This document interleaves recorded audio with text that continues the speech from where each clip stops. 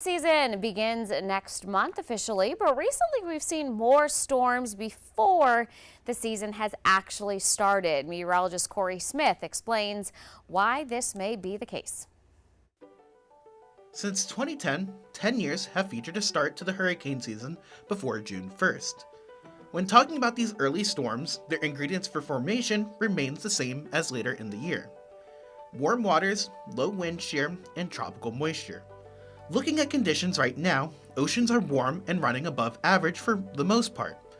Buoys off the coast and out to the Caribbean are ranging from the middle 70s to the middle 80s. Upper level winds remain very strong this time of the year, which is one of the reasons why storms tend to stay very weak if they do form.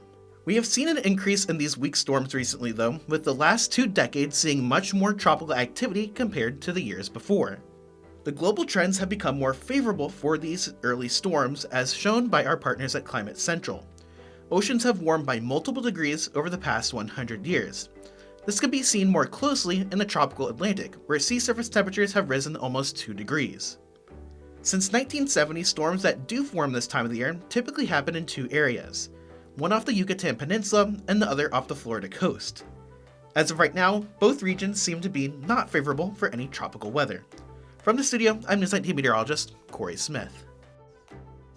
Well, while many storms can be weak, they still can cause some major flooding issues like we've even seen here in South Carolina, and rain issues associated with the systems. And this can impact coastal regions and places inland, of course, like the Midlands. Yeah, just because we are called the Midlands doesn't mean those hurricanes can't affect us.